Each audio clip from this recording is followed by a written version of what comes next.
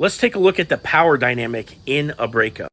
In any given relationship, there's typically one person that wants it just a little bit more than the other. And typically the person that wants it a little bit more is going to be at the bottom of that particular relationship power dynamic. This is not a static thing. This is a thing that can change depending on circumstances and depending on, each person's level of confidence and what's going on, at the moment and all these things. For example, if one partner's taking the other person for granted and then they start, for example, let's say the guy starts talking to other girls and he ends up cheating, okay? And he ended up doing that because he was complacent with his partner and he wasn't really taking her that serious and he was at the top of the power dynamic. Well, now that he's cheated and he's come back home and confessed about the cheating to his girl, okay? Now she's turned off, she's hurt and trust has been broken. So she is now willing to walk because she feels the danger in staying in the relationship. The person that cheated in this case feels that other person's willing to walk now, and now they are at the top of the power dynamic. But even in a scenario like this, things can settle back. Let's say she takes him back.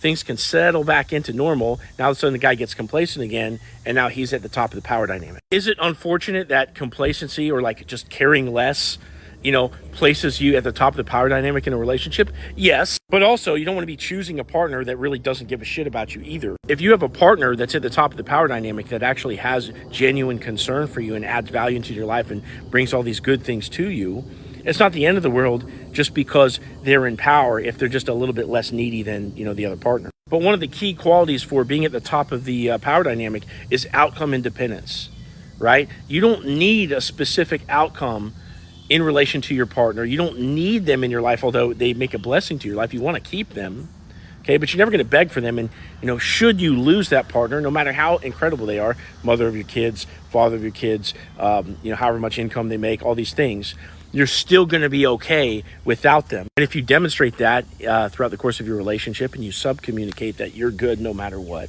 okay, it's a lot easier to keep somebody like this around. But when it comes to a breakup, the party in power takes it to the extreme and they decide that their life would be better off without that other person. They're not scared of losing him to somebody else. They don't think that they're of value to be lost. And they push them away and say, hey, I'm going to go in this direction. If you want to shift that power dynamic, just like in that cheating scenario where the one person messed up and that other person was willing to walk and therefore they got in the top of the power dynamic temporarily, you have to be willing to walk away and go into no contact in order to flip that power dynamic and get on top. It's the outcome independence and the willingness to walk away. If you want to get some advice on your situation, click into my profile and click this link and let's get in touch.